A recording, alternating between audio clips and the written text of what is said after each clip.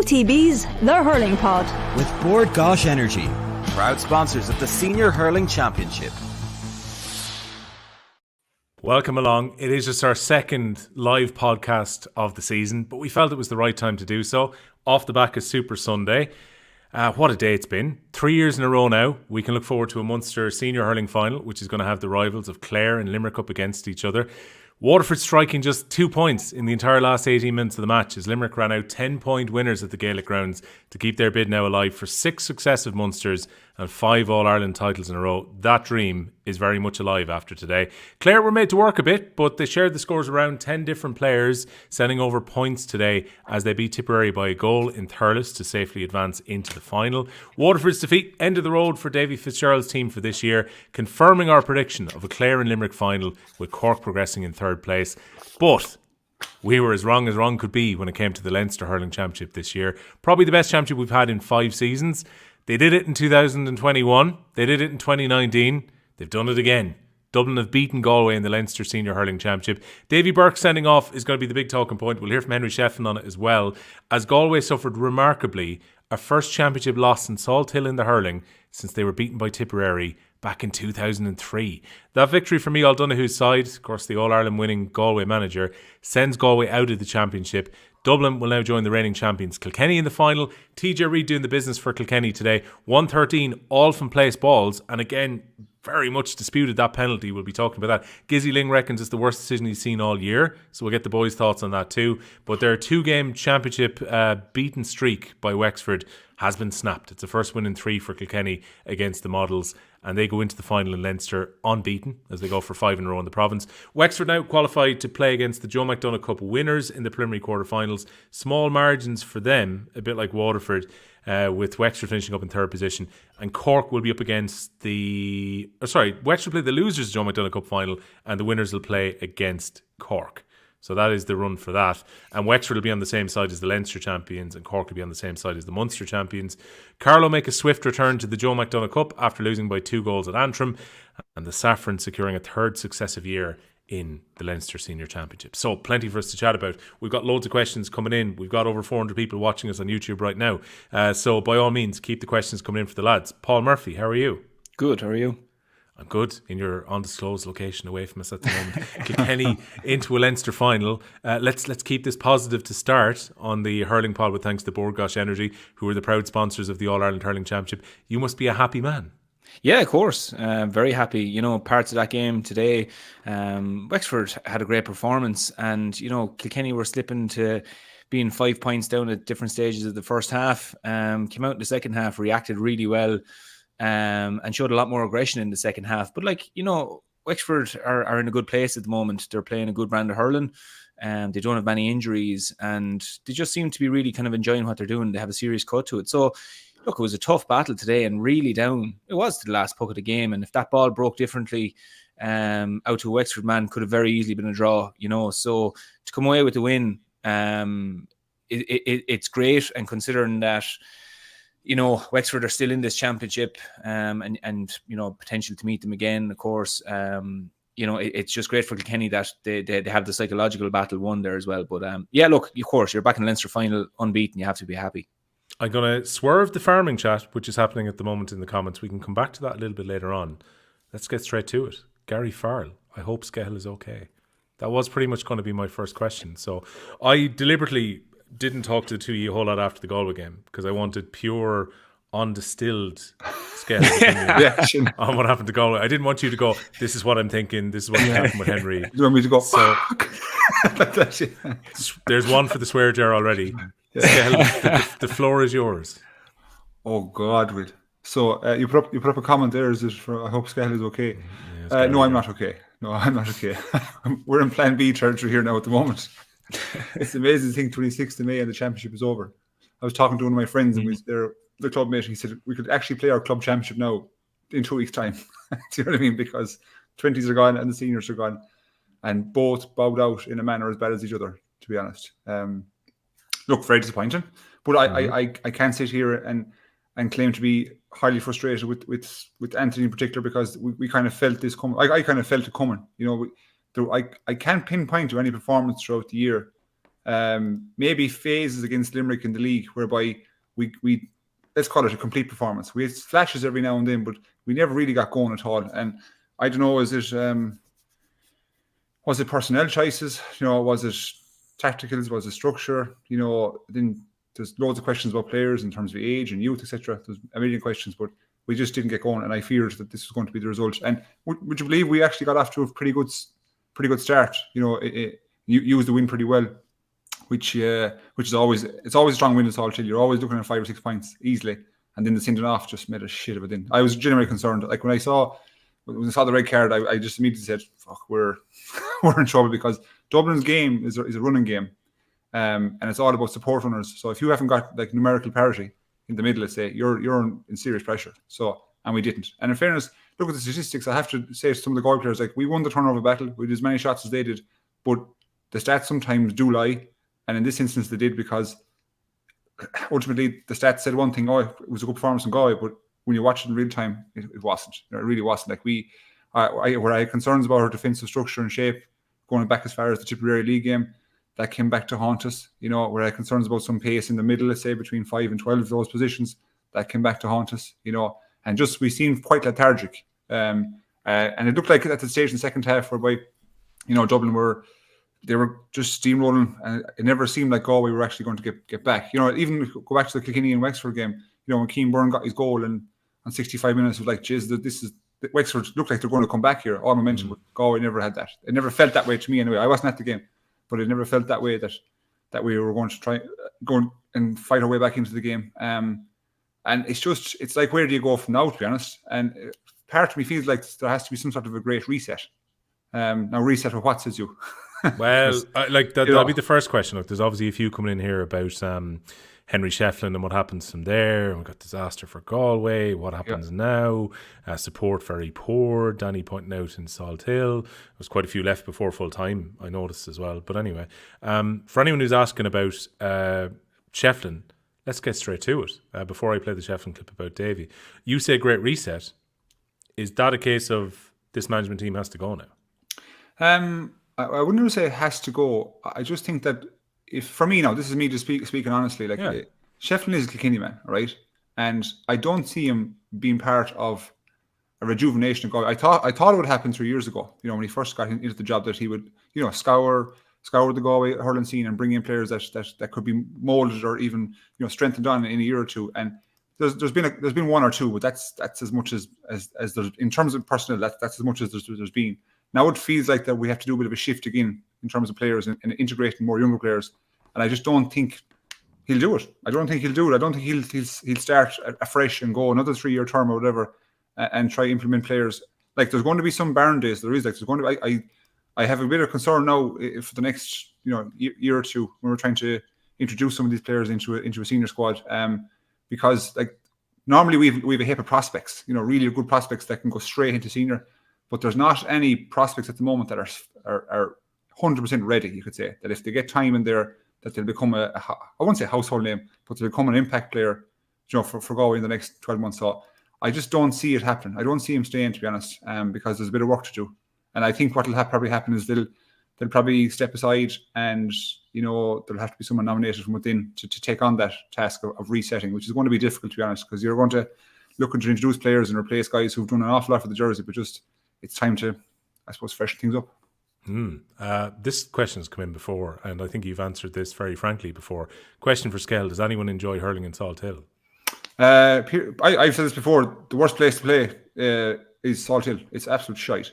It's the worst place. I don't make no bones about it. If I could pick up the stadium and everything, facilities, and move it out Chatton Rye, or somewhere around there, great. But Salt Hill it's shit. Like, you know what I mean? It just dominates the game. Every game is dominated by the breeze. And it's not even a nice place to play hurling in. Like, Murphy would say that too. Like, Nolan Park's a lovely place to hurling in. So is Husey Park. So not today. Did you see the state of the pitch in Nolan Park? Bruce has ripped it to shit. Yeah, but I know. But okay, I should correct myself. When the pitch is when there's no contest in the pitch 2 weeks prior, Nolan Park is a very nice place to go. But just Pearse Stadium, no, it's not for me. It's not for me. It's fucking. I hate places that are dominated by weather. specifically, every day. You had a lovely time at Bruce a few weeks ago, Paul. I thought the pitch was still going to be in immaculate condition. I'm now worried. There's the big game coming up next week, Tipperary and Offaly, the All-Ireland Under-20 final. Big scramble for tickets at lunchtime tomorrow. And I see this massive tract that looks like heavy vehicles were carrying out Bruce Springsteen's stage, and it's never recovered since. Yeah, well, we spoke with this a few weeks ago. It's exactly what happened in 2013, where I think an excavator went in or something. But yeah, like I don't know what the difference between Croke Park is and the county grounds, that they maybe can't hold this. But yeah, it looks like it'll take a while for it to get back right. And there were certainly bobbles in the field when the balls were going in there. There was lads struggling to rise them at different times, and that's very important stuff when it's a very finely balanced game. A defender is running back to get a ball. Let's say it bobbles backwards, and the trailing forward comes in and picks it up. So yeah, it's interesting to see that it's not in the best condition down around the 21. But like we've seen that before with concerts on fields, no more than Nolan Park, but like 2019 we played Galway up in, I think it was 2019, up in Salt Hill. Ed Sheeran had played a week or two before, and one side of the pitch, the entire side of the pitch, it was like a sandpit. Was, you're right, it was crazy stuff, so yeah, like I mean, Jesus, you'd have to, like, it's obviously great revenue and stuff, and like that's obviously important, and it's a great occasion, but Jesus, you'd have to think about the pitch as well going forward in terms of having these events, if that's the carnage they cause. So many Galway questions, so why not keep throwing them here? How far did Skehill actually think the Galway would go in the championship this year? Now, I would say this before anyone says Skehill didn't see this coming. Last week, you spent most of the podcast saying you thought they were in big trouble against Dublin. So, How far did you actually expect Galway to go? Well, I suppose your opinion changes as the year goes on. So at the start of the year, I expected them to get back to a minimum Leinster final and get back into a minimum All-Ireland semi-final. That's what I expected. I thought they'd build. I thought they'd progress as opposed to regress. And then as the year starts to kind of unfolds, you're waiting for the Thomas lads to come back and a couple of injuries, and you're saying, right, now it'll start. And then the Carlow game is, okay, that's just first day out, and you're nearly making excuses for yourself to say, right, it'll get going now. In the Kilkenny game, they played good for parts of it. Right, that's going to kickstart the year. And then it was a real sucker punch in what went on then down at Wexford. And from talking to a couple of the players, they said, a couple of players now who were involved in the dressing room going back a number of years, like they said that the Wexford dressing room was the worst of all time. Do you know what I mean? So the feeling after, you could say, how you'd be so despondent and so just basically devastated after that kind of loss and performance. Really, the loss is one thing, but the performance is another thing, especially when you had, as I said, 15 men versus 14 men for a period. So it's a tricky proposition, I think. Is it concerning, right? Because again, I'm going to go to Henry in a second on the David Burke one, because I want to get your opinions on whether it should have been yellow or whether it should have been red. But would the worry not be against Wexford, you were a man up and looked short of ideas. Today you were a man short, and it felt like every time the Galway landed any kind of blow, Dublin went up the other end of the field and got a score. Yeah, you see, for me, right, maybe it's just the way I see the game, but for me, if you've got, let's say, if the players have guidelines and a structure of play, you know what I mean, in terms of how they set up, you're halfway there. Do you know what I mean? Then everything else comes into it. Fitness, S&C, skills, personnel, right? Then everything comes into it. But it feels like today we were kind of devoid of structure and real kind of defensive setup, because Dublin were just getting through far too easily. And I have a number of, even the goal, let's say, I was looking at some of the players and they weren't recognising the immediate danger in front of them. They were not even worried about who they were marking. And so lads could be vacating space and they just follow them like puppies. You know what I mean? I could think of 3 or 4 different occasions whereby our setup completely failed us and allowed Dublin to just pour through us. So like you've Dublin, they turn you over, let's say, in their half-back line. Next thing they start running through the middle. And what they'll do is they keep narrow and they start crossing in front of the ball runner, But we weren't tracking runs at all. It was just so simple. Like how many times did you see, specifically in the first half against the Breeze, which was a very strong Breeze, mind you, how many times did you see on the terrace side a Dublin man just running free? So this is even during the period of when we had 15 on the field. So it just looked to me like that we just our setup and structure and shape was completely arseless, to be honest. You know what I mean? And like if you go back to the Limerick second half last year, it was something kind of similar in the sense that we put together a great 30 minutes, but then made a structural change and just it all kind of fell asunder to a degree. But I could live with the Limerick one last year because we performed for periods and it felt like we just ran out of gas, and made a couple of decisions in terms of our setup, and Limerick overran us and after that. But this year, I just can't really live with it. I can't live with it because it's like, I don't know, are the players accepting the coaching? Are they listening? Is the coaching correct? Like these players have probably trained together on the pitch over the last, 6 or 7 months. I would hazard a guess and say they've trained 100 times. Do you know what I mean? So they've put time into this whole process, and it doesn't seem to be there when you look at it on the outset. And then I have to go back to Kilkenny and Wexford. Like, it looked like both teams had good setup, good shape. You know what I mean? And it came down into kind of individual brilliance to make something happen. So you take the Conor McDonald goal, and you take the, even the penalty we'll talk about, like this individual brilliance. That's what you need if your setup is good. Whereas in this instance, like, it was just too easy for Dublin to score, I'm afraid. And look, I can accept it because frustration is always bred from expectation. And I didn't expect us to perform, unreal today, to be honest. So I'm not overly frustrated. Obviously the result is frustrating and disappointing, but I felt like I saw it coming. I spoke to one of the Dublin management team on Friday. Yeah. Asked him, what's your situation? And he goes, we're going to win. Like not we're heading down to Galway to win. He says, we are going to win. So like, it felt like, geez, okay, they've got a bit of traction in the last number of weeks. And even I listened to Chris Crummey's interview after, and he said that the Kilkenny performance had given them great confidence, and you could see that they moved it on a bit. You know what I mean?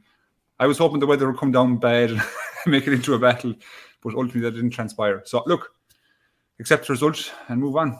Right. I'm going to ask the direct question about Henry now in a second. But Murph, before that, let's give Dublin some flowers here, because Junior Zed Hurler, who I think is Mife and on other formats, has said, spend an hour on Dublin here. Not going to be quite the hour, but let's give them some flowers here. This is a good campaign. The late goals to get the result against Wexford set things up nicely. They got the results against the teams they would have been expected to get them against. Left them in a situation where they Kilkenny and Galway in the last couple of games. They pushed Kilkenny to the pin of their collar last week. We spoke about it in last week's pod. And now they've gone over to Salt Hill, and I would say quite comfortably turned over Galway to qualify for a first Leinster final in 3 years. Given that we were a bit down on Dublin during the league, that's some campaign.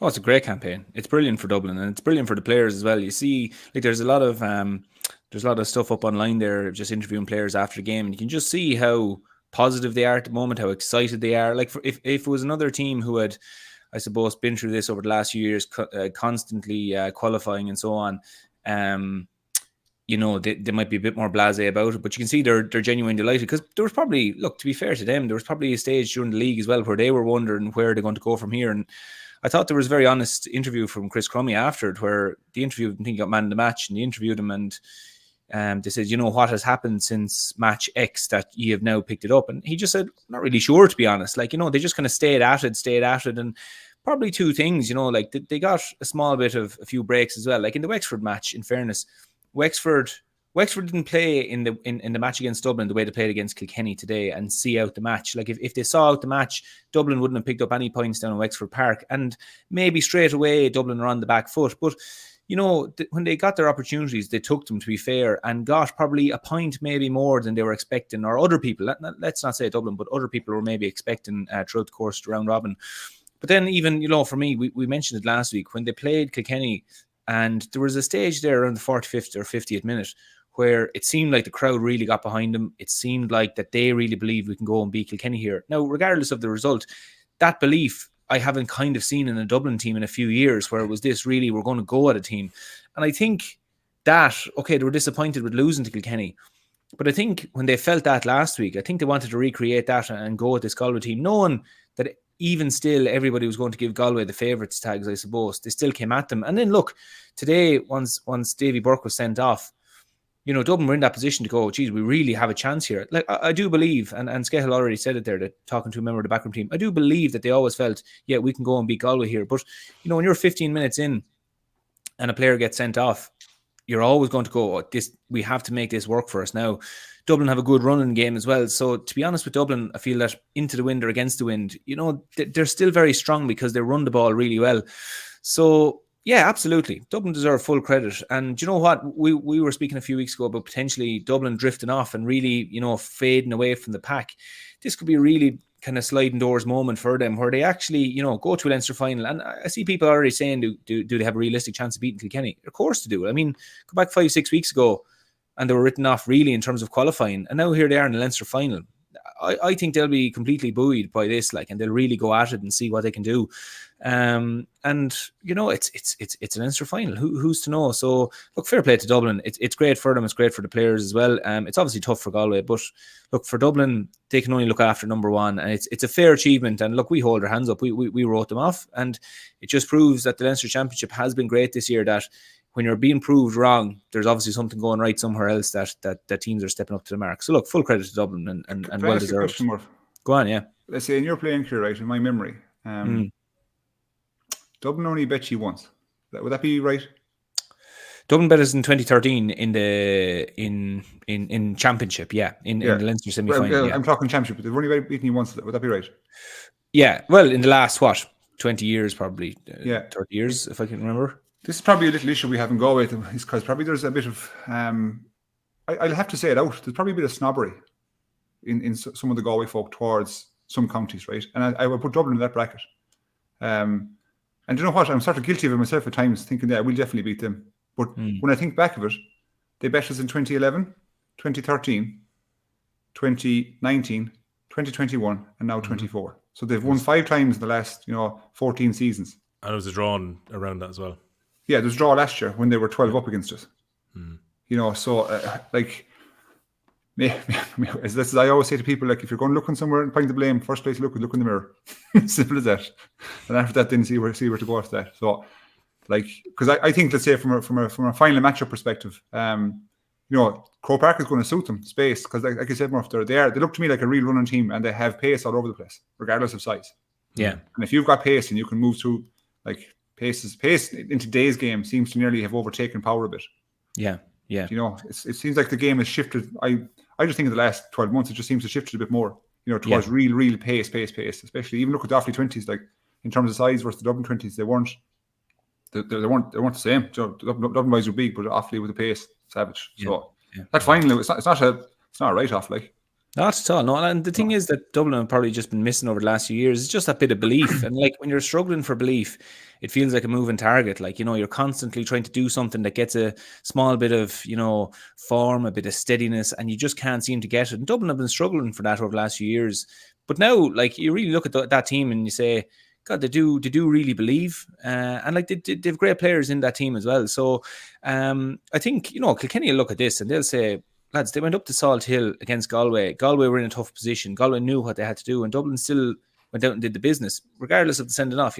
Dublin went and bet what was in front of them. And can you look at that and say, look, Jesus, that's a dangerous team right there. And like, until you walk out of Croke Park with the Bob O'Keefe in your hands, there's no point in going up there with a bad attitude, thinking that Dublin's form in the league, that they're going to bring that to a Leinster final. They're there on merits, so it's it has to be respected.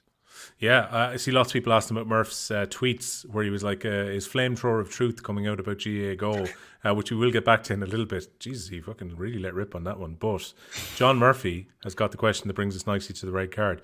What is your take on the red card? David Burke was rather upset with his old management team who were wearing blue. That certainly going down the tunnel, that didn't look good, Skehill. No, I suppose if you start with the incident itself, sometimes we get guilty of looking at how to put it, action over intention. Do you know what I mean? Mm-hmm. So sometimes I would always look at the action and say, right, was the action deserving of a red card versus the intent? Whereas I don't think the action deserved a red card. I do think he intended to stop his flow, to kind of check him. I don't think he went to do him though. Genuinely, I don't, because if you look at it in real time, don't look at it in slow mo. Look at it in real time. He kind of has, I would say, he kind of pauses to a degree. You know what I mean? And runs into him, obviously. But I don't think he warranted a red card. Yellow card, absolutely, 100%. But I don't think he can stand here and say 100% categorically he deserved red. I didn't think he did. And that just, it shifted the game big time. But I can understand what the ref did, like, and the ref went over to the linesman, so I can't complain. Yeah, the ref made a harsh call, because he went over and carried out due diligence, went over to the linesman, conferred with him, came back and gave him the red card. So, like, I'm always about referees taking the time, going over and conferring with their counterparts, and then making informed decisions, and that's what he did. Now, whether the decision was right or wrong, different story. But ultimately, it was a big one for the game.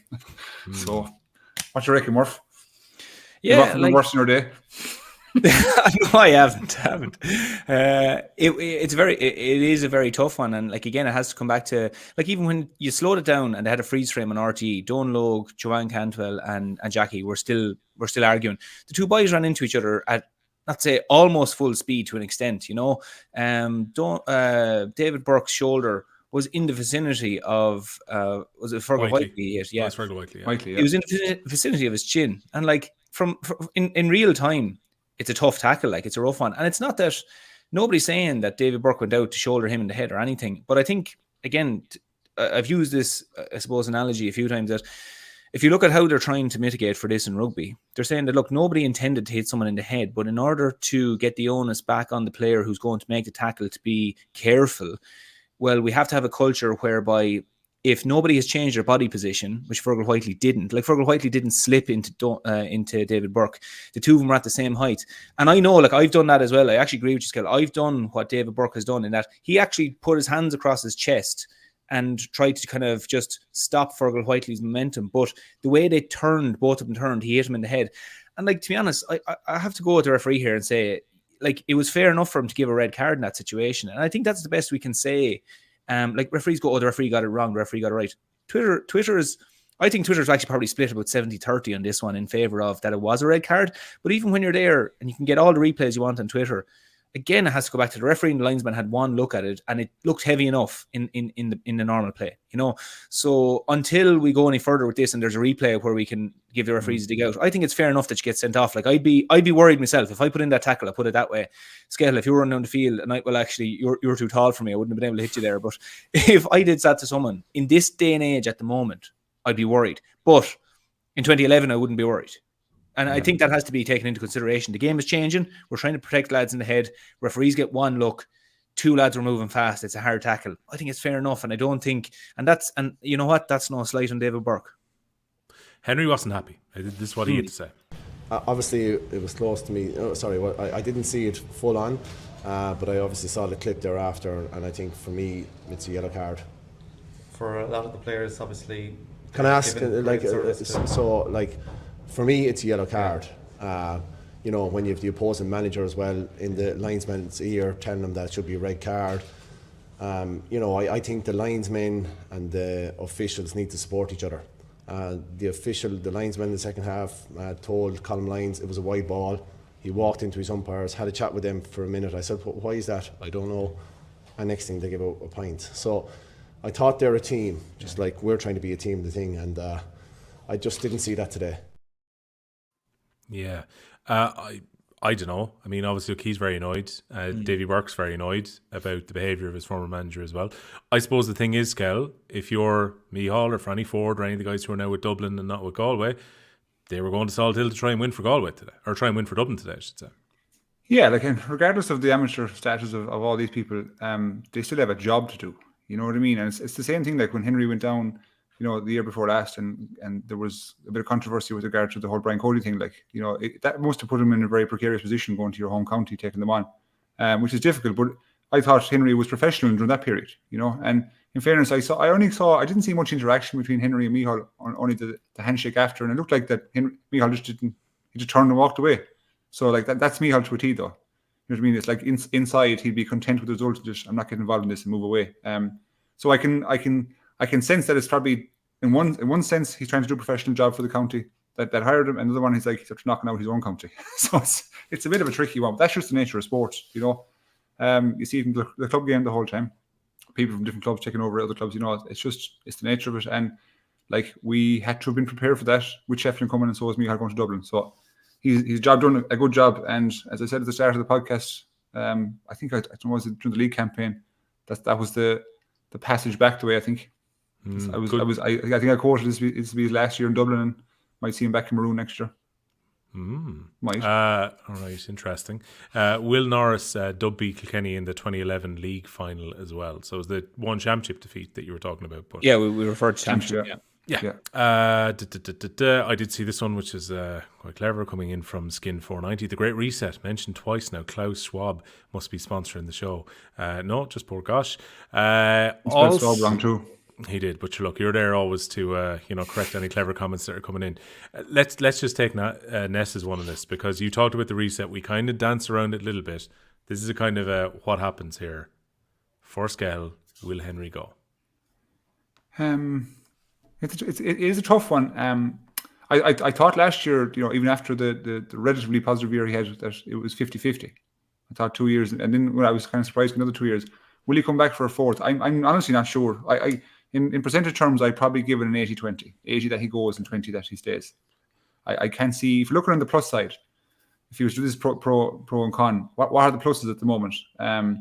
And to be honest, at the moment, there's not a lot. Like, that's reality. Like, if he got beaten in the Ireland semi-final by a pint or a final, there's pluses there. But this year was very, very, a very poor outing and poor showing across the board. And so, like, the cons outweigh the pros, I'm afraid.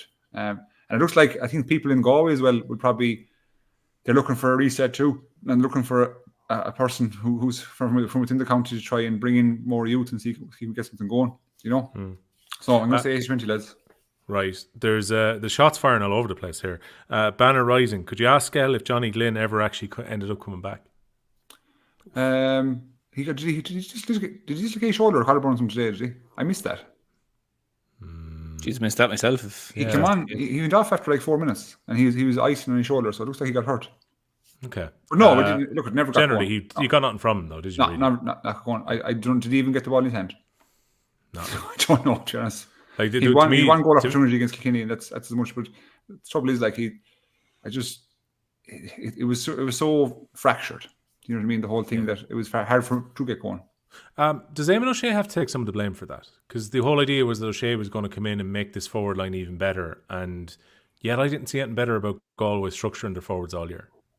If you're looking at individual sections, like if you're looking at structure, and forward play, right? Well, then you can point the finger at the management at times. Okay, you can, because they're the ones, just like us in the 20s there 2 weeks ago. You can point the finger at us in terms of structure. But then if you're looking at execution, you can point the fingers at the players. You know what I mean? So I do believe it's shared responsibility, to be honest. I don't think you can point the finger at any one person or position group and say they're the reason we got beaten. I just think when you get in those teams and you get beaten, you win together, lose together. I'd say we didn't get the I suppose the results from Eamon O'Shea's appointment that we would have hoped of. I would have hoped that he could reproduce some of the execution we saw the Tipperary forwards back in the years, where they were creating loads of space and movement, and it just didn't happen. So, but I'm not going to point the finger there. I just think it's collective. I just don't think we got enough of it, to be honest. Yeah, there's at least 15 people here who have gone, let Davy Fitzgerald take over Galway for next year. No. I think they're trying to poke the bear now at the moment. Well, they'll shoot the bear now in a second. That's he'll erupt. Right, Murph, you take over here for a second. Possible pen and black card for foul on Jason Flynn, which wasn't given. This is the one that's, I think, the other one that annoyed. I don't know. I didn't have many strong feelings in that one out today. I think there was more probably contentious ones today than that one. Potential. I thought it was okay, but I don't know. Like, I mean, Skehill, you had skin in the game. Did you feel that was actually? Would you believe in real time? I see them kind of tussles all the time, Murph. Yeah. Lads are kind of hanging each other. But when it slowed down, you saw your man's arm up. Then you could say, right. But again, I put myself in the position of the referee and say, right, what's he seeing? And in real time, I was like, now my mother beside me was losing her shit.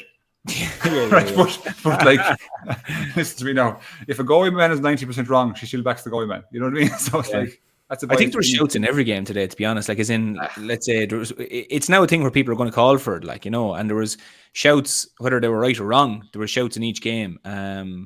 But I didn't see anything majorly wrong with Jason Flynn's one. Okay. Look, he awarded double the frees to us. He was Dublin. So I can't complain. I can't point. Okay, the red card, we can talk about it, but I can't point to the referee and say, yeah, you're the no. It's not. Like, in fairness, I just think the games were definitely ref differently today. Like what was being refed in Galway and Kilkenny and Limerick were 3 different games. Especially Limerick. I didn't know what was a free down there. Yeah. Okay. Yeah. And again, look, I think it's on Brew who's here is asking as well. Well, hold on. I'll just take John Call's comment first. Was Davy Burke's challenge any worse than the Jake Morris hit which happened on John Conlon? I didn't see that. No. Murph, did you see that? I was watching it. I don't remember a savage hit. I remember one on Diarmuid Ryan where Diarmuid Ryan didn't actually go down, and I thought it was a kind of a hit in the head. And I actually just thought to myself, geez, if Diarmuid Ryan went down there could have been a bit of bother. But Jake Morris and John Conlon, no, again, all stages today, I was watching 2 matches at the one time. So if I missed one hit or another, I'll put that down to the nature of today.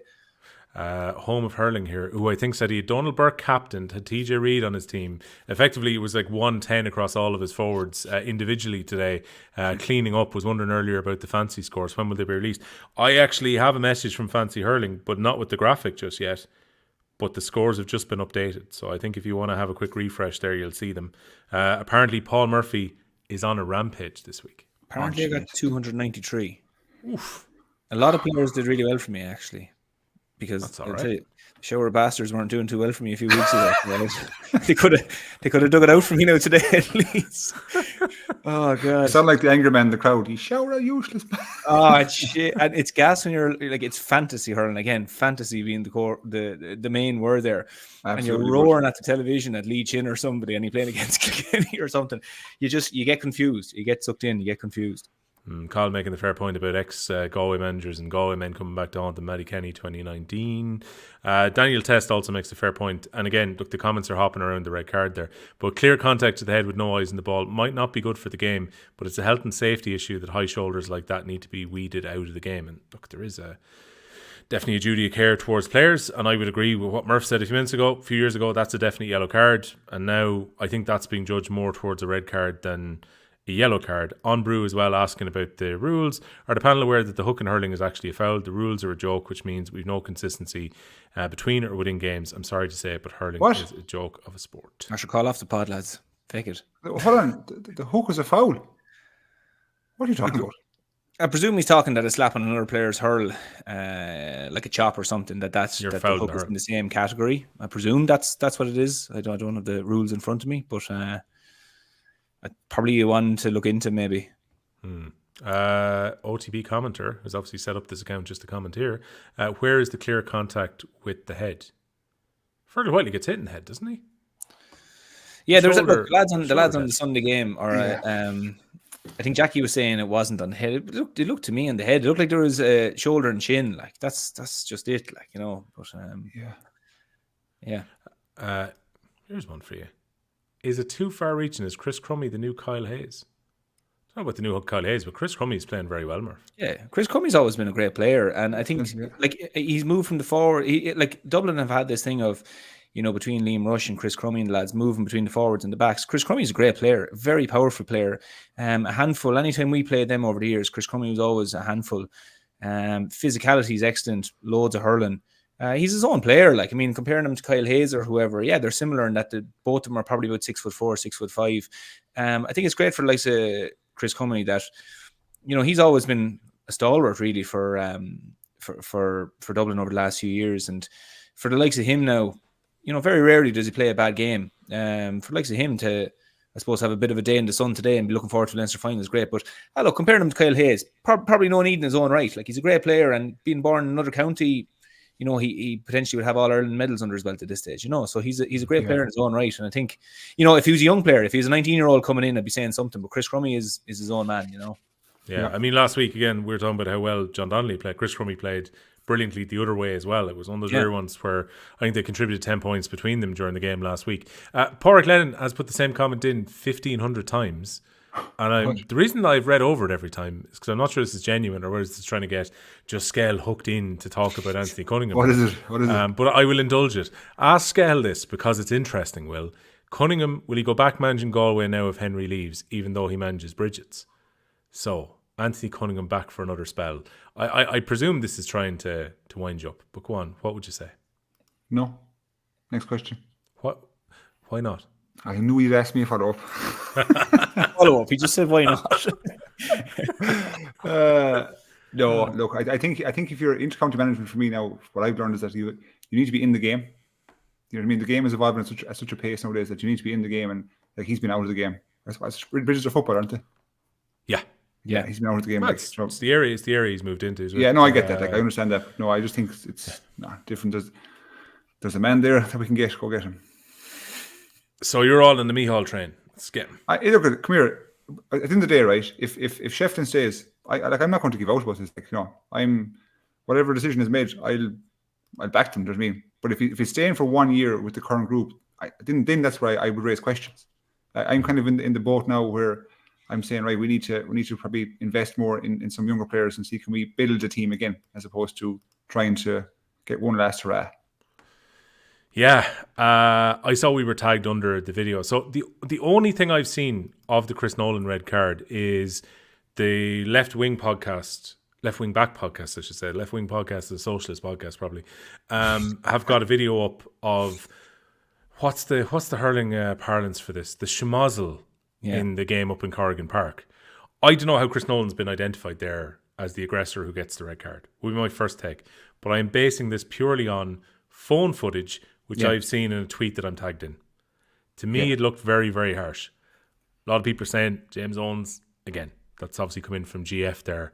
I think this is a crucial turning point because Antrim going to win the game by 2 points and the red card proves to be very much crucial. From what I saw of the video, I don't know how he gets a red card. That'd be my take. Yeah. I don't know how you boys feel. You saw it as well, lads, yeah? I was just trying to look and see where I was expecting Chris Nolan to absolutely lambaste someone, and I just didn't see it. And again, you could say we're working off mobile phone footage, but if it was blatant, clear and obvious, it should be there in front of us. So yeah, I'd feel bad for Chris Nolan there in that one. Swear jar for Murphy. Again, if you're here for Taylor Swift a few weeks ago, one of his 15 holidays a year would have been paid for with that swear jar at that stage. Whoa, he just moved on then. He did. Well, go on. You can respond to him then. That's fair enough. No, I meant you just moved on. You just sly comment 15 holidays a year and moved. Anyway, go on. That's not important. There's a lot of hurling today. Trying to keep it moving here. Doesn't play the extra man very well, according to Cahill. A few lads asking about whether... well, look, Murph, you take that one up before we move on to the other games. Can Dublin give Kilkenny a good rattle? We saw it last week. Yeah. But let's go Croke Park, Leinster final, maybe a slightly different occasion. Can they put it up to Kilkenny this time around? Because my memory of 21 was the day of the game and a whole lot of key Dublin players being ruled out for injury. I think there may have been a COVID case as well. And it never really happened for them in that final. Are they going to be closer or potentially beating Kilkenny this time around?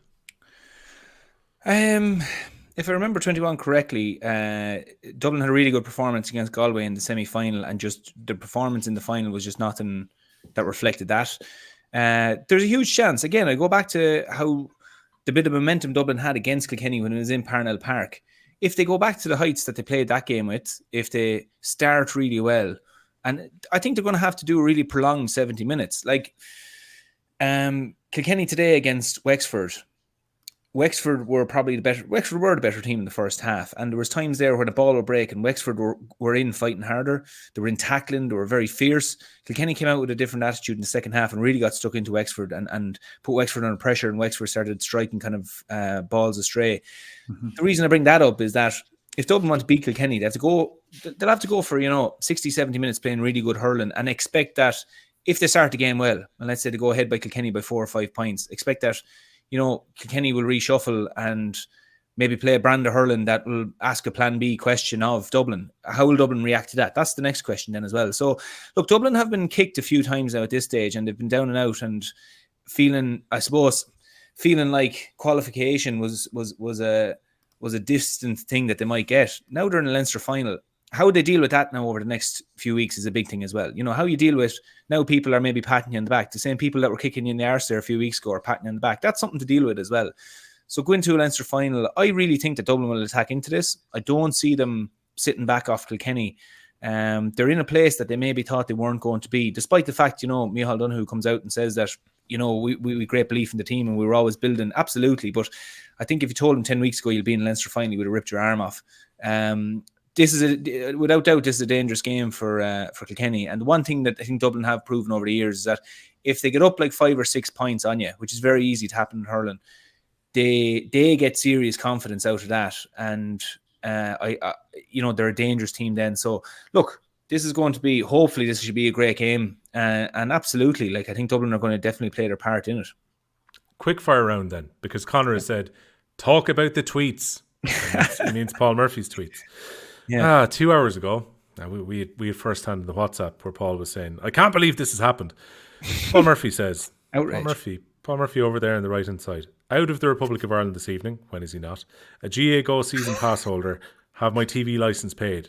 Couldn't watch Clare tip on the player as I'm out of Republic of Ireland. So you couldn't get the news channel then on the player. Yeah, you can't get anything, yeah. All right, fair enough. Paid €12 extra. So you paid in GA Go to get the abroad game. Just pay for the standalone game, yeah. Yeah, and when I emailed, they told me to buy an annual pass, but I can only watch games available in the Republic of Ireland on return. So basically, if you're a holder of a season pass and you go to somewhere abroad for work, you can't watch that game even if it's available abroad. You have to pay that's for the thing. Yeah, exactly. And like I was just kind of saying that, like, I mean, sure, plenty of people. There's actually a few people sent me direct messages there. One former intercounty manager sent me a message on Twitter saying, I'm actually away for work at the moment. And he said, I have to do the same thing as well. He said, I'm after spending about €200 between, like he was saying the same thing, between TV license, between GA Go. Sure, it's over €200 if you're spending all that.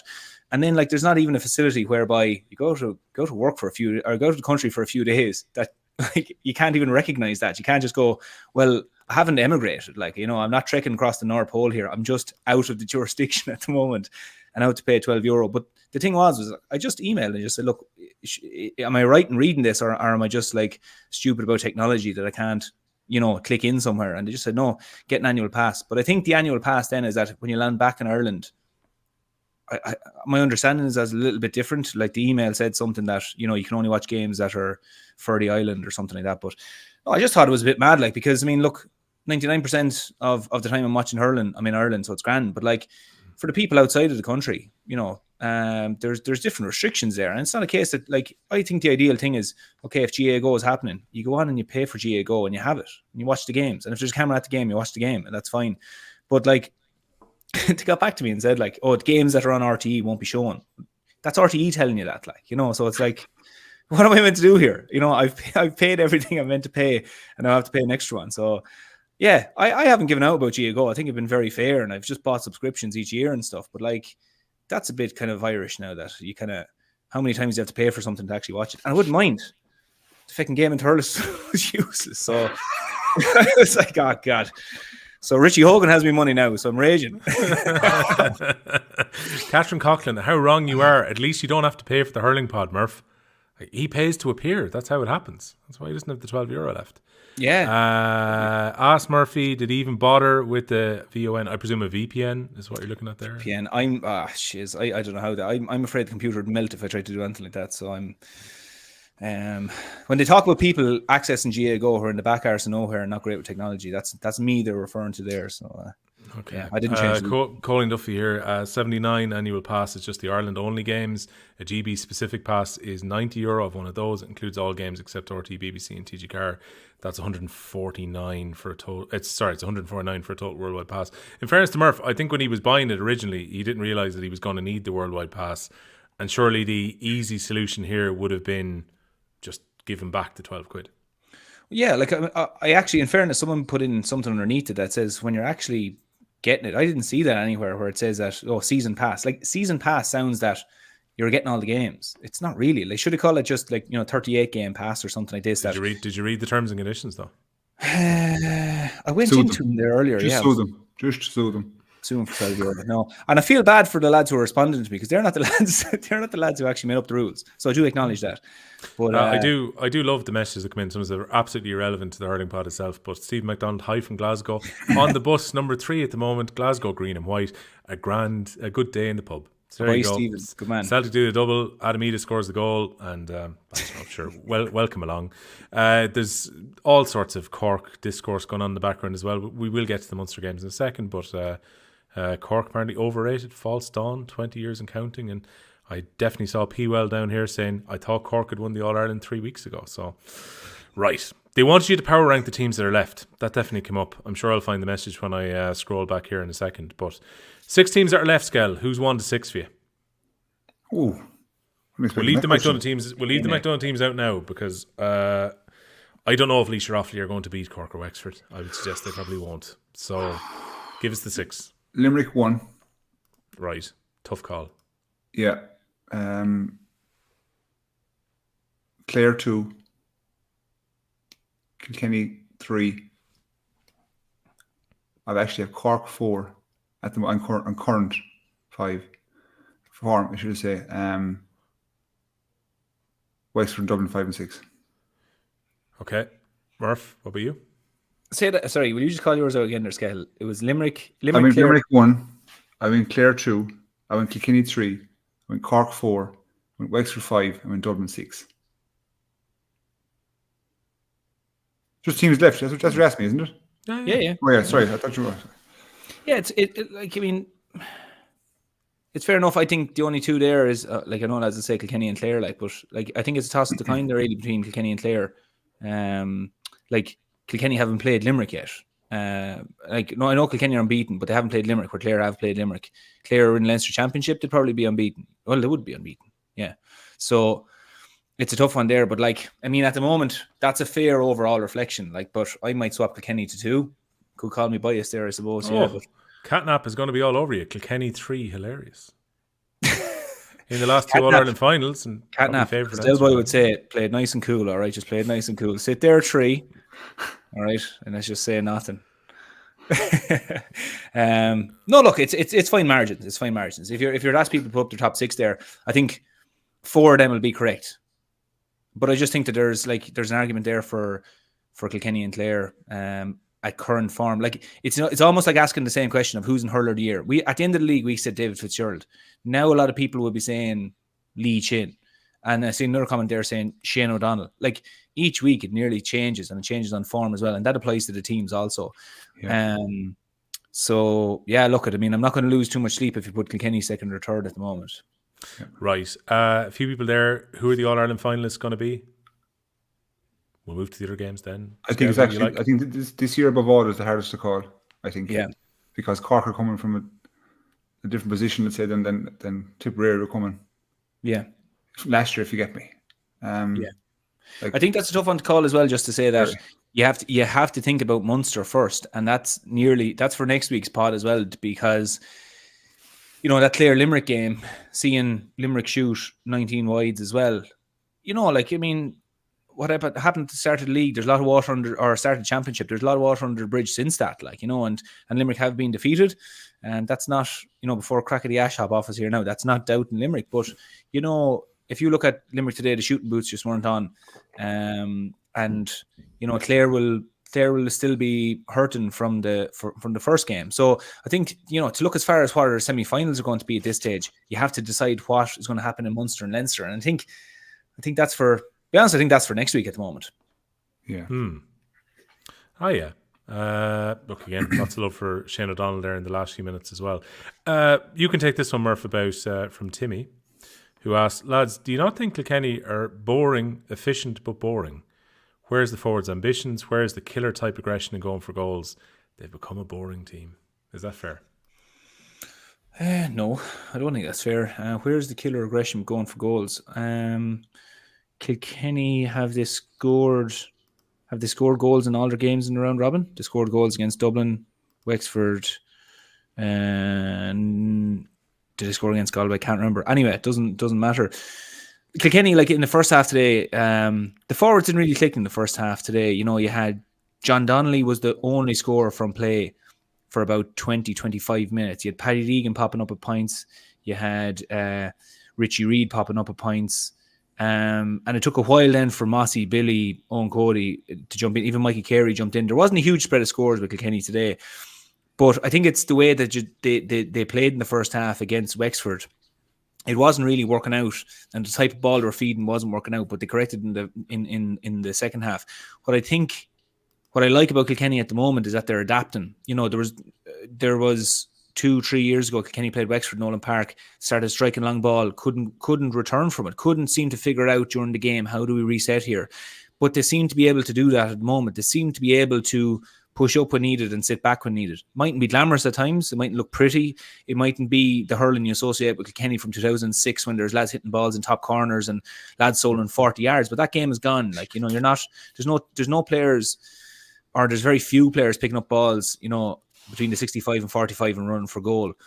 I think Kilkenny have proven. I mean, you go back as far as the All-Ireland last year, Kilkenny hit Limerick for goals in the All-Ireland final. They're able to do it, but where I think Derek and the management are at the moment is that they seem to be going a kind of a horses for courses type game from week to week. You know, we saw them in the early rounds and they identified the need a small bit more physicality, brought in Luke Hogan and brought in John Donnelly. Like, John Donnelly wasn't starting some of the games.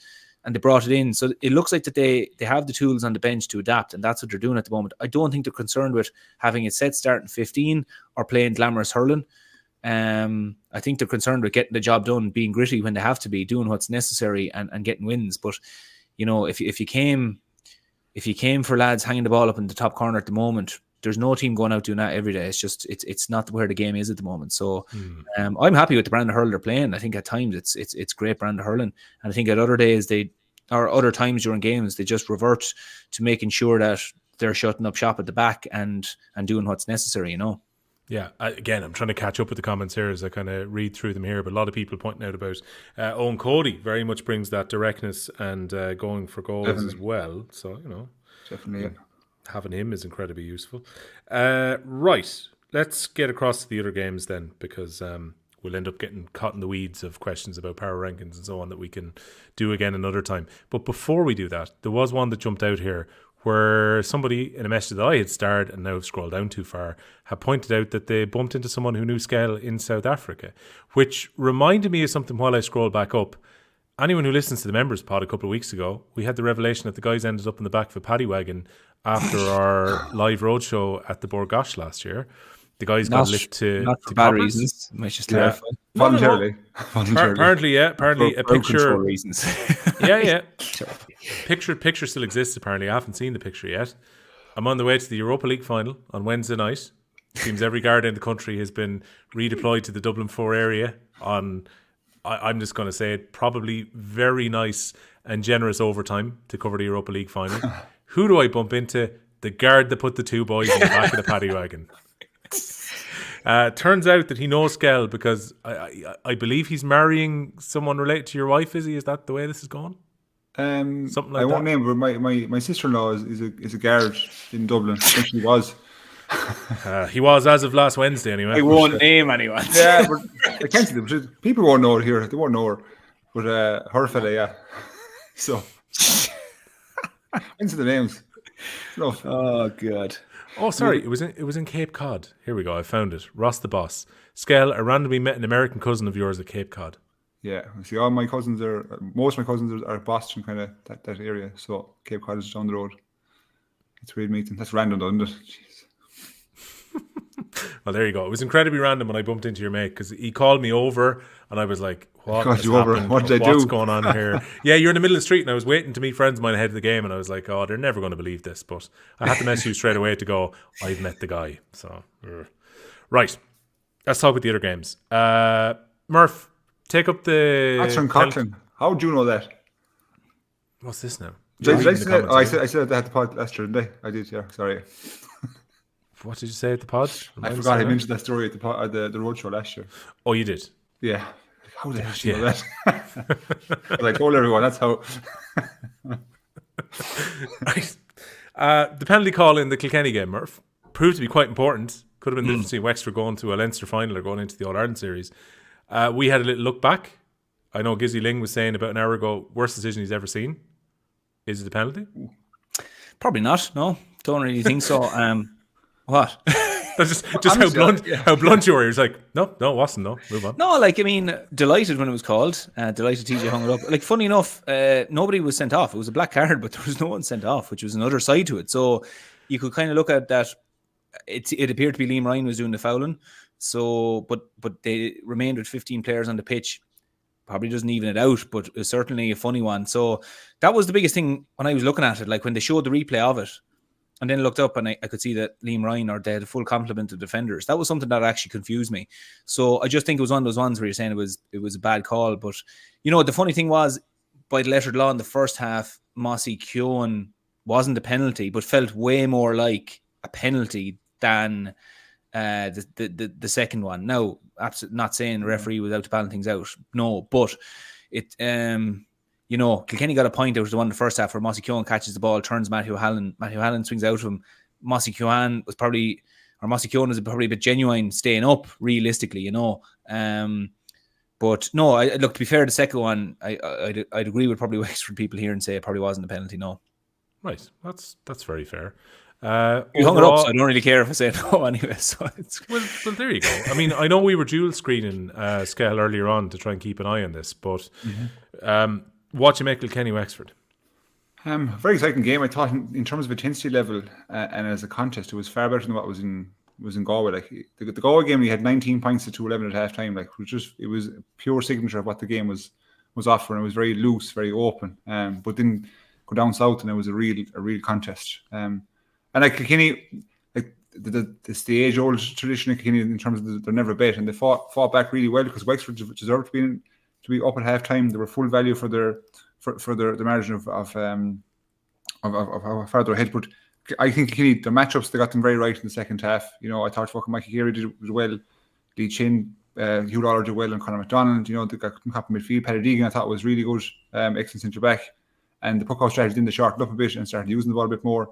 They only went through probably an 8 or 9 minute spell from like minutes 60 to 66, you could say 7, whereby they let Wexford back into. Now Wexford came back hard, in fairness. I thought when the game went to like 5 and 6 that they'll see it out, they'll check it on. But Wexford fought back diligently. And in fairness, they got a bit of a bounce off their subs when Foley came in, O'Connor came in, and then sure, Byrne is electric, lads. He's electric in a minute. And their forwards are in good form, so they're all contributing. So look at the contribution of Gaff McDonald. It's not always lead change, it doesn't always have to be him. But then you had McDonald got, you get 1-2, Byrne 1-3, you know, like Rory O'Connor, very penetrative. So like they're in a far better position now than I expect them to be in. And I noticed too, just them physically. And I know they're beaten, I don't get me wrong, but like McDonald is in great shape. Matthew Hanlon is in great shape. They look to be very, very physically fit this year. Like, but more, maybe I'm wrong here, but more so this year than I've seen in years previous. Like that they really have got into prime good shape, and they have, like we're saying, similar to Dublin, they have got pace, you know, real penetrative pace and power in a good mix. So they can play a short game, they can play a running game, and like when you have someone like McDonald there as a square, they can obviously play a long game. So they'll be very, very content to where their position is at the moment, regardless if they're in Leinster final or not. We know that, but they're very content to where they're at. And Kilkenny or Kilkenny, you know, never bet. And great to see a good crowd down there too for Leinster Championship games also. Yeah, it was about 18,000, I think, in the end. They're hoping to get 26,000 in for the under-20 final at the same venue next week. I don't know, Murph, what did you make of the umpire making an absolute balls of that decision in the under-20 final on Friday night? Did you see it? I didn't see it on Friday night, Will. No. Did you see it? Oh, wait, sorry. The Tip Cork one. Tip Cork one, yeah. Sorry, yeah. So, apologies. Yeah. What a waste. Now, don't get me wrong, right? Ben O'Connor admitted it afterwards. They hit 18 wides, I think, during the game. Cork left so many chances behind them. But like ultimately, that's as clear a bad decision as I've seen in a long time. Yeah, it was a bad one. It was on par. Like I remember looking back, and it was the one in another direction. I think it was Austin Leeson a few years ago. Was it against Tip in the Gaelic grounds? I think I remember something like that where he caught the ball. It wasn't the over ghost goal. Yeah, the goal was given. Felt something like that, but you know, a ball bouncing up and hitting the net from that distance. Like the first thing I'd be thinking if I was an umpire, and again, not to be jumping on my high horse here and attacking umpires, but I'd be thinking a ball landing in, like you're always worried the keeper's going to drop it. That's my first thing. If the ball's coming down like that, you're thinking, I need to watch here to see does the keeper step back over the line. You wouldn't even expect it really that if it hits his hand, it goes up into the net. You wouldn't even expect that, but you should be there to expect to I suppose, be in a good position to see if it does happen. Yeah, it's a tough one. I'd say it's a tough one to swallow. That like it's a break of the ball. They didn't get it, but the fucking thing hit the net. So yeah, I can understand Ben O'Connor's disappointment after the game. I know he was saying they hit a lot of wides, but you know when you get a bit of fortune like that and it's not picked up on, it's hard not to feel a little bit disheartened. Okay, let's dig into the games then. If we go to the Gaelic ground, Skehill, this is one where you were wondering if it was going to get a little bit ropey for Limerick. But let's look at the way that Limerick played, particularly in the last 20 minutes or so. We talk about the fact that kind of 30 points is where you set the total at. And I was watching that just kind of work its way towards the 30 points at the end, and they eventually hit that total. But there's a couple of spells there where Limerick just take control, even with the injuries they have at the moment, even if they're not quite hitting top gear just yet. They, after the Shane Bennett goal, they go on a 10 points to 2 spell after that to put themselves into a good position coming into half-time. And then they keep Waterford to just 2 points in the last 18 minutes of the game as they power home themselves. Yeah, and they powered home with replacements. You know, if you consider the injury list they have at the moment, there's some prominent players there that they're missing. In all areas of the field, you could say, if you go to Sean Finn's situation, go along in Jared Donovan, now Peter Casey, Seamus Flanagan obviously had to go. So what they're getting, like the impact that O'Brien had when he came on can't be understated. Like for a kid, he probably featured, sparingly, you could say, over the last while. But what he did today was excellent. Even O'Connor only came on. Adam English has been adding to this Limerick team, throughout this whole year. O'Donnell came on, but didn't get much. But what they're doing is they're contributing. It seems to be the same 4 or 5 guys every day, and they don't seem to miss a beat. So I was very impressed with how they were to continue the level of performance and even raise it up, a stack or two towards the end. But like you're on about the shots there, with like going through the stats, like they had 49 shots. So let's call it 50 rounded off. And like if you're getting 60% shooting efficiency, that's really what Limerick are aiming for. They'll shoot. So sometimes they take choices, and like sometimes I'm be questioning some of Jimmy Burns' choices too in terms of shot. But like Limerick are so good on 2 things. They're so good at creating shots and the opposition puck out. So if you can do both, you can just keep shooting. So if you're good on the opposition puck out, well, we'll just shoot. You puck it out, we take it back off you, we shoot again, and so on, and it becomes that kind of mini game. So they had 50 shots, close to it, and they got was 29 points. What's the score today?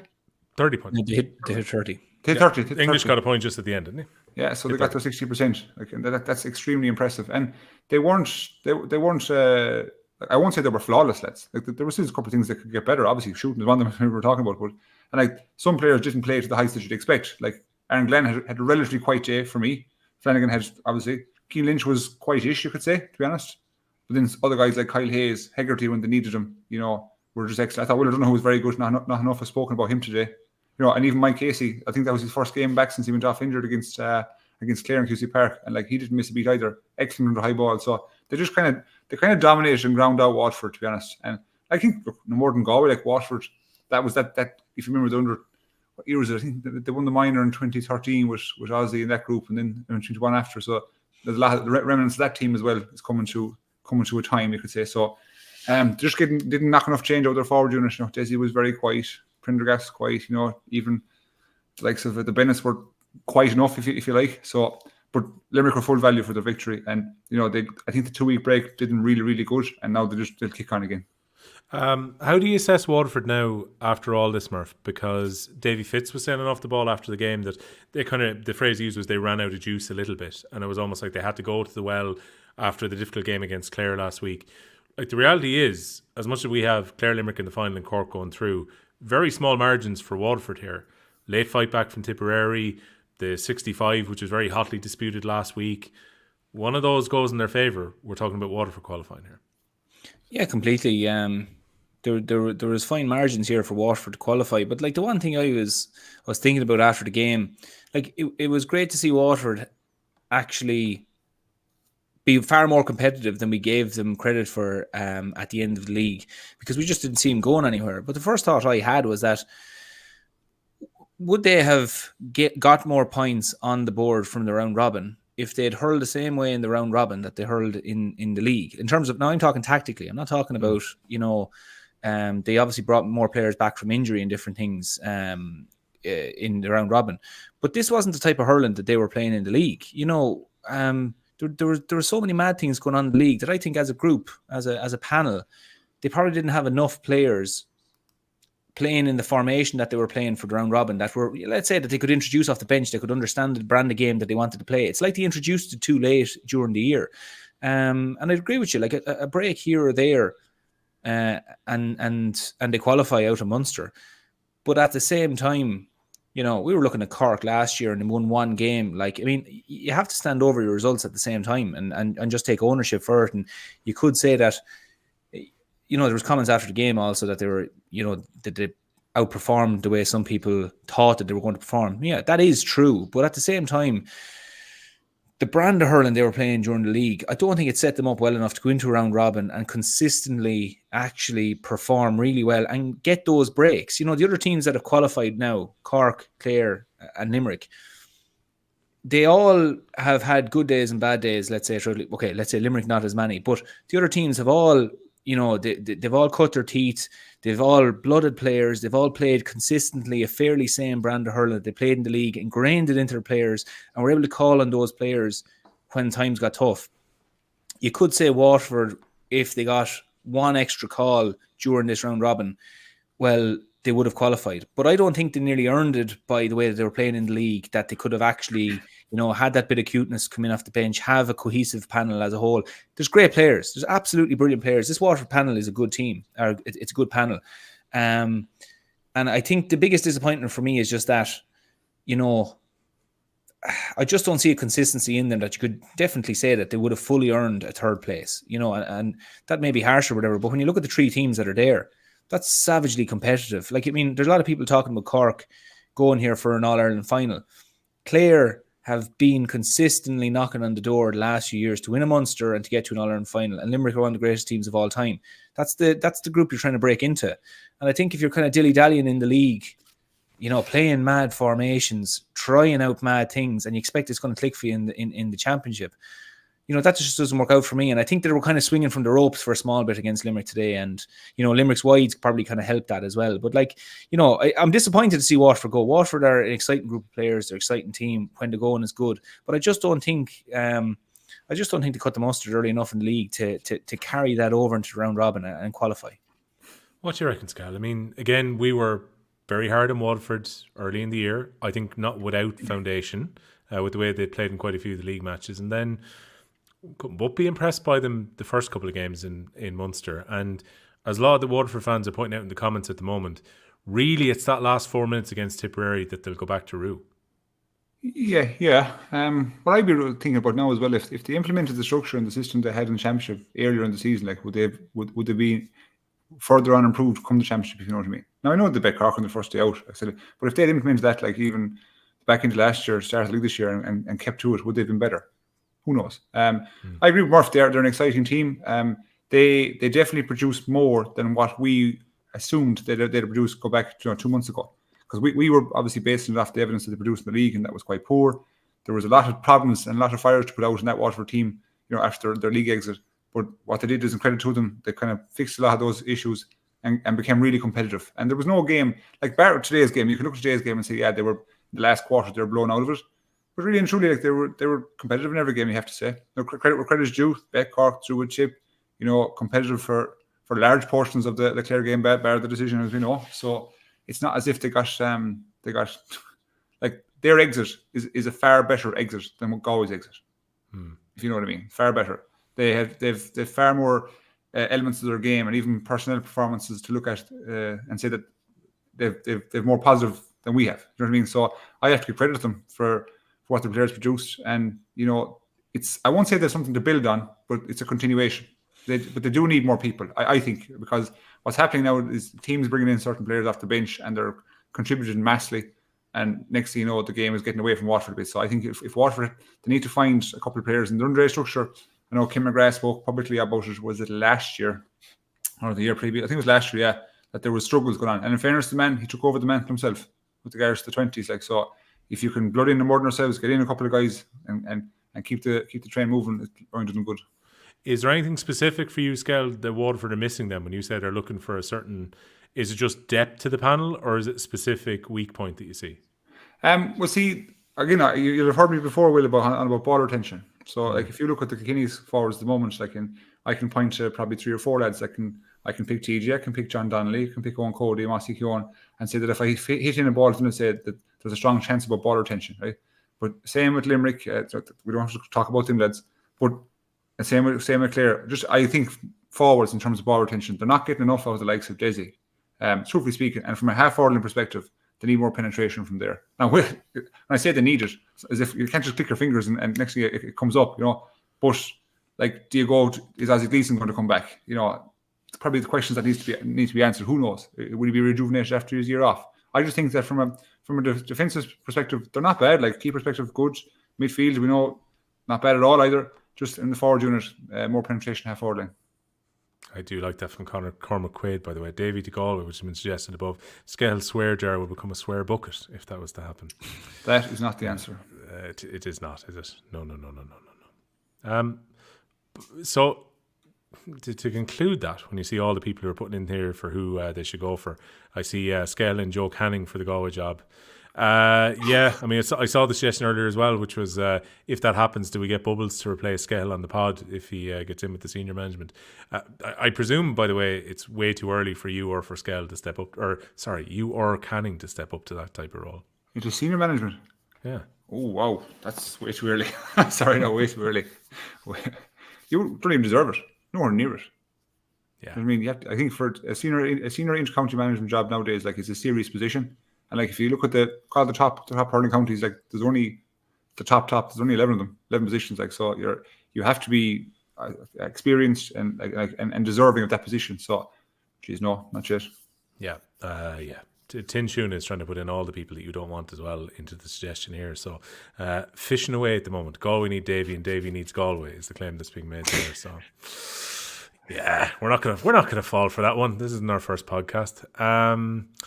Right, Limerick then, Murph, in your opinion, at this stage, are they further advanced this season than they were last year? Because bear in mind, they were actually probably in a more delicate situation going into the last round last season, still produced it and motored on from there. Good question. What you see from Limerick now, even taking the injuries into account, better placed now than 12 months ago? Are they better placed? They're better placed in terms of injuries, certainly. And like where I see Limerick at the moment, the lads who are coming in off the bench, particularly in the forwards, are outstanding. Like O'Brien came in there today from Shaving Slanigan, got 3 points after 20 minutes. Immediate impact. Got 3 points. Adam English comes in. And I think, Skehill, you said earlier, Adam English has been hitting the ground running every single game they brought him in. Even when he started, like, he was one of the lads that was starting early in the league. And he was really kind of the main lad there for them during the league and hurling really well. I see them, you know what, they're not far away from where they were last year in that, like, you know, Peter Casey is out this year. Sean Finn was gone at this stage last year. You had Cian Lynch last year with a hamstring kind of on and off. You know, they seem to be just kind of carrying these injuries here and there. But the big thing is that they can absorb that. They're in that position to absorb it. Where they are this year now is, like, you know, exiting the league at the semi-final, okay, fine. Beaten by Cork, like, that's the interesting result still. You know, beaten by Cork. Mentally, Limerick can take that. They'll be fine. But, you know, when you see Dermot Burns maybe just off the freeze in the last few games and a few wayward shots, they had 12 wides after, I think, about 10 minutes today, which was mad as well. I'd put an asterisk beside it and I'd say, you know, I need to know more about this, like, but if there's one team that can go out and do that and then turn it on the next day, it's Limerick. You know, Dermot Burns could go out the next day, and like, I remember when Limerick played Tip maybe 2-3 years ago in the Gaelic grounds, Dermot Burns had a small bit of an off day and he went out and I think he got man of the match the following game. He's capable of doing that. And the rest of the team are capable of. I think it was more symptomatic of they were coming in, and I think the game in Thurles was quite similar. There was a little bit of coming into the game, knowing that they were good enough to beat Waterford and just keeping them at arm's distance. It wasn't a deliberate tactic, but there's kind of nearly something that goes unspoken there where you kind of can't raise it above going out and absolutely hammering them. But you know, you're making bad decisions, you're striking wides. But when the pressure comes on you, you still perform and you still, you know, put the ball over the bar and get the scores you need to get. So the 2 games of Munster today were kind of funny that way. But where are Limerick at the moment? They're probably very in a very dangerous position because people are now starting to say that, oh, geez, they're frail. They're absolutely not frail. They just haven't been shooting the lights out. That's all it is. They still got 30 points at their ease today without really creating any goal opportunities. But if you look at another day, Gerard Hegarty is in for 2 goals early on. You know, if there maybe wasn't... I thought, to be honest, both of them were fouls, to be honest. I know Don Logue said the first one that David Burke came in, he got a bare flick, but to be honest, he took more Gerard Hegarty than he did the ball, you know? Yeah.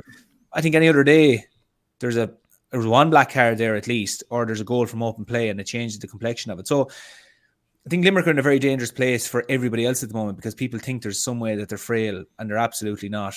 They're probably, injury-wise, they're probably in a very similar position. They have key lads out, but they have key lads to come in at the same time, or they have other lads to come in. So it's very finely balanced at the moment. But the one thing I would say is that the fact that they have that loss against Cork, it'll stand to Clare going into a Munster final, certainly, because they're not, at the moment, from every other team looking outside in, they're not the completely undefeatable team. You know, they have been beaten once and they've been beaten in a league semi-final, and the team that beat them in the league semi-final, Clare bet. So, you know, that's the thing. So it's such a fine thing to try and put your finger on. But the one thing you have to say with Limerick, full stop, is that, you know, this Limerick team, the day that they turn it on, it's nearly game over for everyone else. Like if they turn that on in the Munster final and or Leinster or All Ireland semi final or whatever it is, and they find that flow which they can find, well then it's an uphill battle for everyone else. Isn't it amazing, lads, how let's say the world is behind Cork now. Cork are nearly unbeatable to some of the public. But Limerick were Cork the team to beat them, as you say. Limerick were a couple of points up in injury time. You know what I mean? Yeah, completely. Everyone, like, I think people probably make the mistake of comparing Limerick to the sheer dominant force that they have been previously, and say that they're not that. Yeah, maybe they're not that at the moment, but they're still excellent because the dominant force is in the bracket of the best team ever. You know? Whereas right now, if you're looking at Limerick, are they the same team as last year? Who knows? We'll find out. They're still unreal, like so. They are, yeah. And as you said about Cork there, the one thing that has stood against Cork is actually when people say that they can go and beat Limerick. You know, it's kind of it's a one that doesn't. Oh, crackety Asher in. Managed going out friend. I was expecting shots fired there. No, just James skirting in as a selector, but there you go.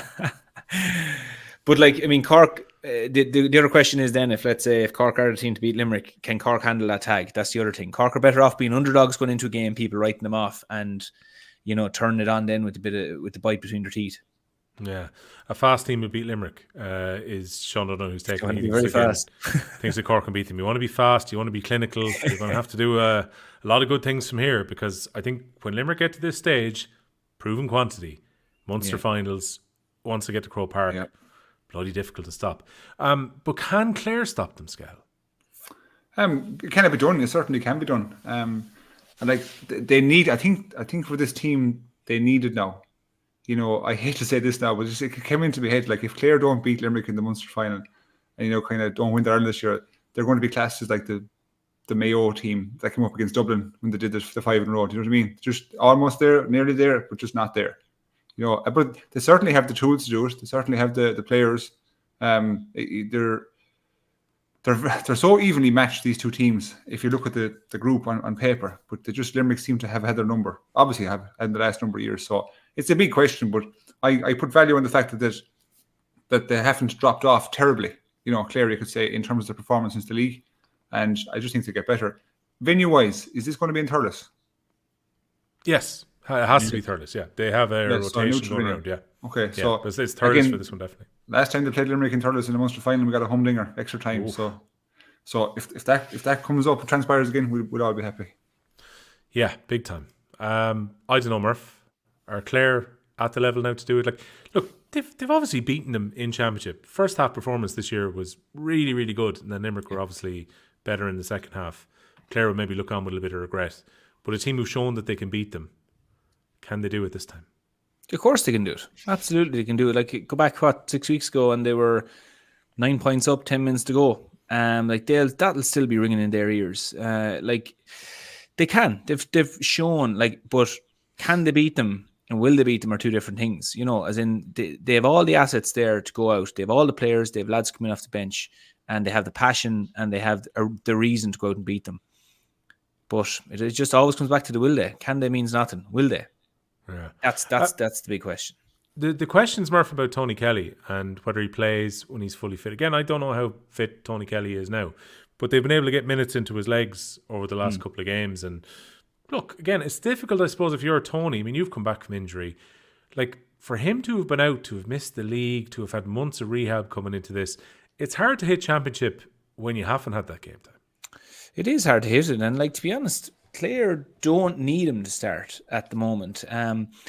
I think there's a tendency, a knee-jerk reaction there to go, he's Tony Kelly, we have to have him on the field. But I think what's important for, like, undoubtedly, Tony Kelly's one of the greatest players of all time. But you have to take each game as its own, you know, its own little moment in time. You can't just go, right, well, Tony Kelly has to start. Because although Tony Kelly is, between himself and Shane O'Donnell, the best forwards on that team, the player that maybe has hit a bit of form and has a lot of matches under his belt this year in Championship, maybe the player that actually starts in the starting 15 on the field. And if it means introducing Tony Kelly, like, we haven't seen Tony Kelly, it's a good while since we saw him play a full 70 minutes of hurling. And then the big question then is, well, if you are to start him, will he last the 70 minutes? Whatever, you know, the injuries are at the moment, will he last the 70 minutes? Or is it a case that, all 6 forwards go out there, empty the tank, and when we start to see one start to wilt, bang in Tony Kelly, give him a free license and see what happens. That at the moment kind of looks like what would be the natural progression of this.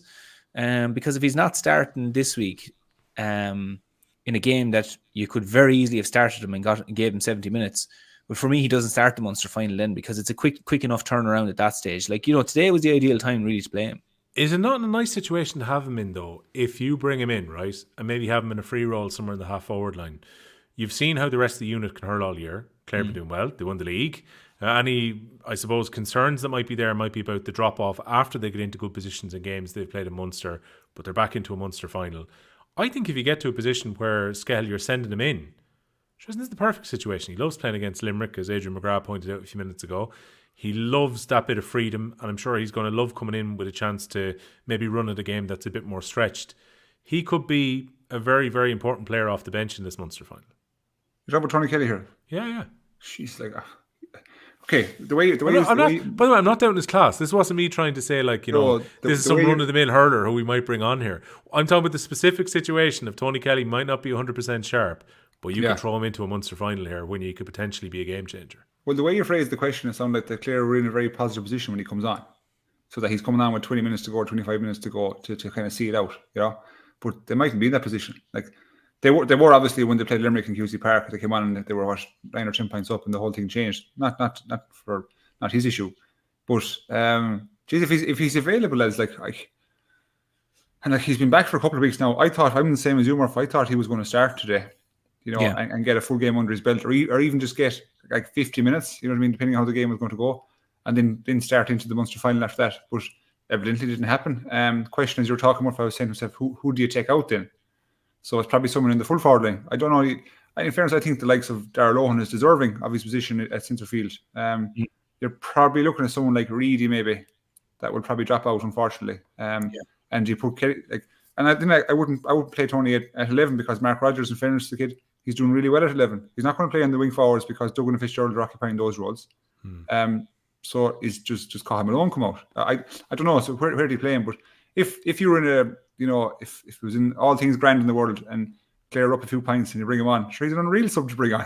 One of the best in the country. He's savage to bring on. But I think that this game will require a heavy input from Tony Kelly. If he's available, as I start him, I do anyway. I start him. My only thing on that was just that,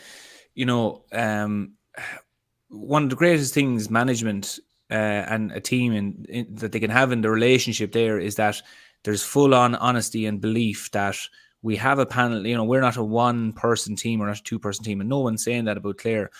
But there's sometimes that there's opportunities there where you can genuinely show that and just go, lads, look at the end of the day, the best 15 players have to go out and start here. And at the moment, if we were to hold our hands up, would say we're not fully convinced that Tony Kelly at the moment would best be started at the moment, that if he comes on, even after 20 minutes, the player could pick up a knock very easily.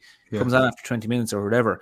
I remember years ago, and I believe it was Henry, we had some game a good few years ago. It was an All-Ireland final, and there was a lot going on. Lads had picked up injuries and stuff, and I think Henry was carrying a knock or something like that. But spoke very honestly. They just said, I'd love to be starting. I'll be savagely disappointed if I'm not. But at the end of the day, I want the best team to start. And what that kind of did for us was Jesus, you nearly go through a brick wall. You were kind of there going, I have a chance to start here. I don't want to let him down. I don't want to let any of the lads down. And the moment that the opportunity was called, that he was going to come on, Jesus, it gave you some lift on the pitch. You were wrecked, but you're there going, Henry's coming on now, or whoever it was is coming on. And it there was such a great honesty and emotion in the moment that I think that if Brian Lohan looks at this, he goes, of course I have. I've one of the greatest players ever played a game sitting on the bench. But at the moment, we've had a lot of players that have hurled savage hurling over the last 6-10 weeks. We had Limerick to the pin of the collar before Tony Kelly was on the pitch. We can do it again.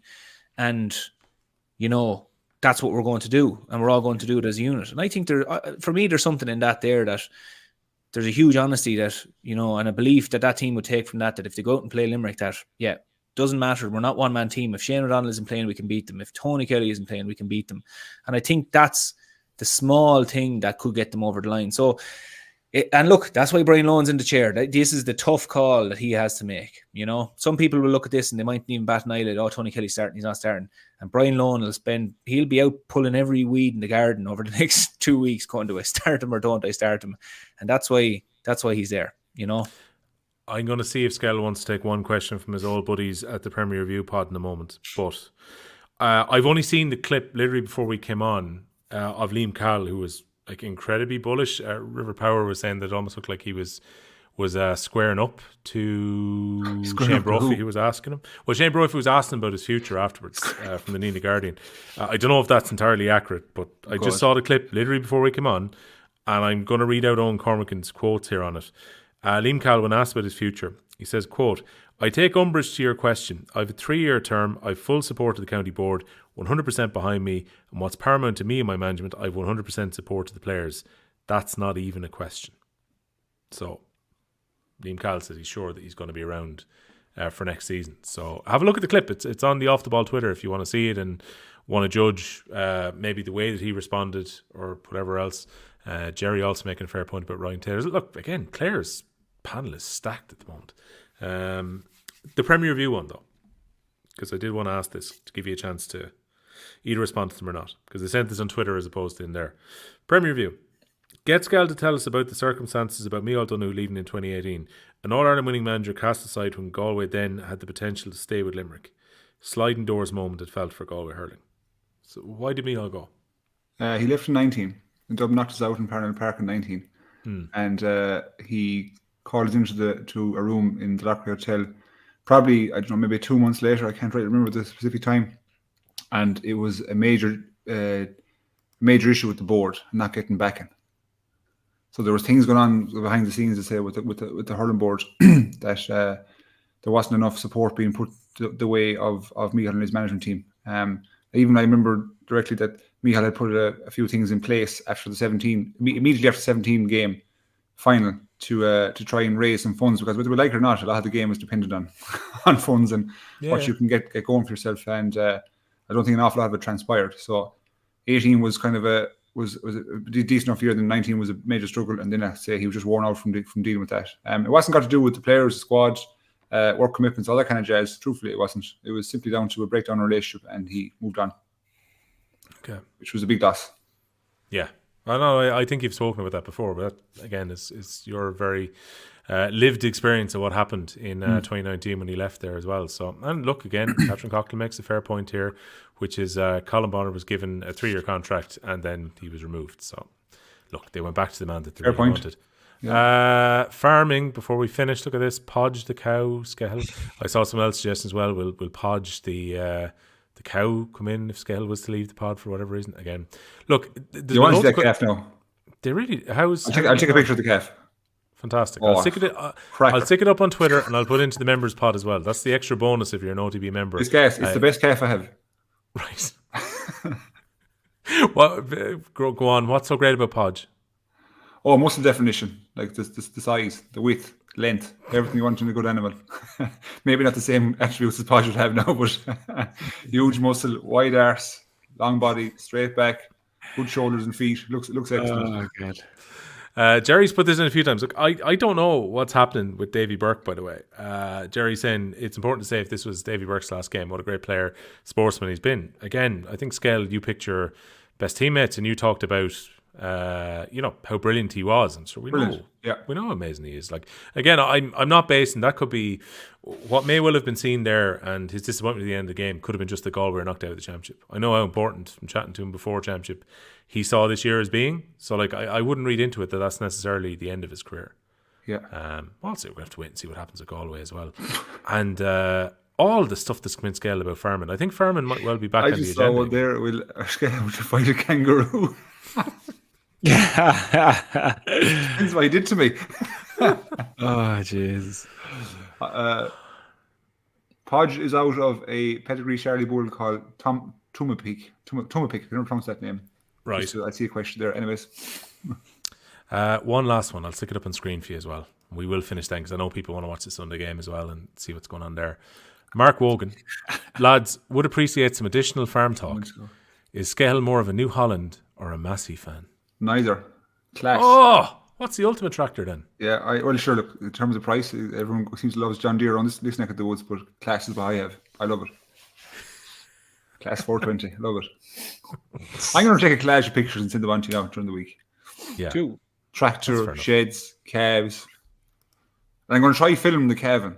That's what I'm going to try, because I have one pedigree limousine left, pedigree limousine to calf. I'm going to try film her for you two boys. Right.